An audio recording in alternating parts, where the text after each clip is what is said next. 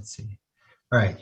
So today we'll talk about some of the effort that my research lab has been working on for the last year or two. So this is a relatively new area that we've been going into.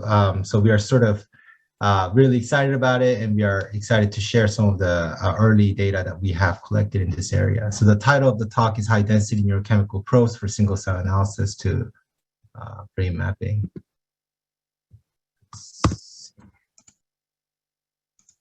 All right. So the first thing that I wanted to talk about was the obvious thing. The neurons actually in our brain interact both electrically and neurochemically. The reason I bring the obvious fact here is despite the fact that there is this two main modality, right? One is electricity and the other one is neurochemistry. A lot of the recent technologies in neurointerface have really restricted themselves into a single modality, which is the electrical signal measurement. So on the right side, you see some of the examples of the state-of-the-art approaches to measure these spike activities from the neurons, which includes EEG, penetrating electrode, which is one of the fanciest one. They have the high spatial temporal resolution. There's also ECOG measurements. And all of these, one of the shared commonality between these approaches is that they only measure electrical signal. The problem is, as I said in the beginning, neurons use both neurochemicals and electrical signals. And obviously, there could be benefits in using, in measuring the other modality that we are mostly blind to at this time with the existing technologies. And there are a couple of sort of areas that I think these new approaches of measuring neurochemistry can really benefit.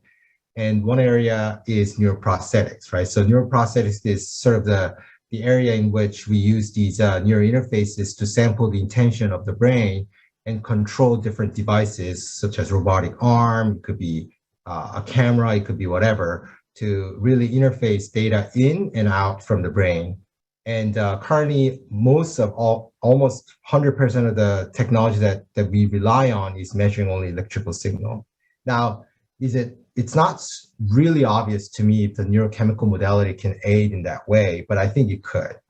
But what the two applications where neurochemical measurements can really benefit our science and engineering approaches is, number one, understanding the brain function, right? So right now, still the neuroscientists spending a lot of effort in understanding the brain function, and obviously measuring the other half of the modality could really benefit us. In sort of a vague term as well, but very specifically, there are certain pathways like dopaminergic pathway that controls our reward, our stress behaviors, our learning behaviors. These are all related to neurochemicals such as dopamine, norepinephrine, and whatnot. And we are currently very blind to that. So that could be very beneficial. Number two is the neurological disorders, understanding the pathology of neurological disorders such as Parkinson's disease, Lewy body dementia, Alzheimer's disease. These are all affecting the neurochemicals such as acetylcholine, dopamine, and whatnot. And the current technologies are relatively blind to that as well. So our lab's interest is to create a new type of neurointerfaces that can capture the neurochemical signaling in the brain. Now, we are not the first to look into this area. There has been existing effort, mostly from University of North Carolina in Whiteman's group, who has been developing this carbon electrodes to measure neurochemicals from the brain, especially dopamine in this case. Now, one of the key difference between this technology, which is really significant for us compared to what we want to do in the future, is to provide high spatial temporal resolution. Now, if you look at this slide that I'm showing you here, this is the previous work that has been done. And in this case, they have one single carbon fiber electrode, and they put it into the brain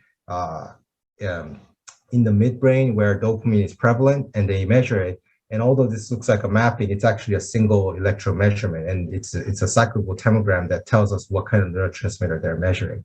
So our goal is to really expand this technology and create a system where we can map from the brain. So our early attempt that we've been doing for the last year or so is to create these probe that has multiple of these electrodes, not just one, and to see if we can actually probe it from the brain and get significant data, right? I mean, the worst case is you put these microelectrode array and they measure all the same signal, right? That would be the worst case, because then we don't really take advantage of any of the benefits of having multiple electrodes. So we actually implanted into the rat early this year, and we measured it, and of course we were able to measure individual fast scan cyclovoltammogram from individual electrodes, and we were able to plot it in time. So in this case, what we are showing here is it's 8 electrode that's being measured simultaneously, where you don't actually see any dopamine signaling at time of 0, and then we would stimulate, and then we see these sort of measurements of individual pixel in different time. Now, the reason I'm showing this data is because we saw something that's very significant, and that is the heterogeneous dopamine spatial distribution within very small space. As you can see here, this is the spatial resolution. So we are basically probing about 100 microns to 200 microns of area. So it's a very microscopic area that we are probing. And within that space, we are seeing heterogeneous responses. So the reason this is significant is the previous approach of using one electrode basically has one measurement, right? But with 8 electrodes, so this is not even the limit of where we can go. We're already able to show that there's a much microscopic neural circuit that exists that we are completely blinded to. So we've been really, we were very excited about this data. So we are now creating new technologies that can go way beyond hundreds, potentially even thousands in the future as well. So this is a probe that we developed also early this year. As I noted in the beginning, this is a very sort of early stage of our investigation here. And this is what I'm showing you here is a very zoomed in version of our neural probe that we have developed. So this is a single silicon shank probe. Although it looks very big, they're actually very small. The length of this probe is about 8 millimeters, and the diameter, the width of it is, I think, 150 microns, if I remember it right. But it integrates 256 channels of neurochemical probe for in vivo measurement. So we are currently using this for testing. We haven't done any in vivo studies with this, but we are hoping that will be done within the next few months. But we've done all the dopamine testings and whatnot, and the performance looks fantastic. So we are very excited about this. One thing that I wanted to quickly remark before I move on from this one was my career award was actually on expanding this kind of technology, but increasing the spatial resolution even further by implementing some kind of algorithm, right? So normally when you have electrode array, the spatial resolution of your imaging is limited to the pitch, which is defined as the distance between a center of one electrode to the center of the next electrode, right? So that's your pixel size effectively. But by looking at by understanding the diffusion characteristics of these neurotransmitter as they're being released from the brain surface and reaching the electrode, we can actually predict where they may have come from if you have multiple electrode that measures from a single release site. So we can look at that and calculate precisely where they come from. And theoretically, we think we can improve the spatial resolution into nanoscopic space, such as maybe about 100 nanometer to 500 nanometer with an electrode array that has a pitch of 10 microns or so. So this is something that we've been investigating, but of course, this is a very sort of a early stage investigation as well. One of the other approach that we are sort of investigating at this time, and this is also recently funded, last year we were funded from NSF as well, and this is a dual mode approach. So what we are doing here is integrating both the neurochemical sensor that we are developing and we have the expertise with the traditional electrophysiology measure, which measures the electrical signal. So conceptually speaking, if you have a probe that looks like this, you would have you have both neurochemical sensors and neurospike sensors within the single array, and you can map both of them simultaneously. So our goal is to develop these new kinds of probe that we call dual mode neural interfaces and implant into the brain of the rat. And we're also developing these wireless module as well. Let me see how much time I have. Okay, I'm almost there. So this is a new probe that we have developed about during the summer, I think. And this one has 128 dual mode neural probes. So it looks almost the same as the one that I've shown you a couple of slides before. But the key difference is it has an array of electrode that has both neurochemical sensing capability, and neurospike sensing capability.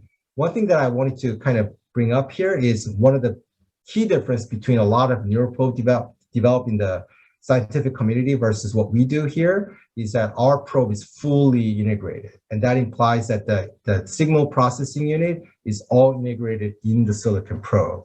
And that's why we are able to create these really high density probe.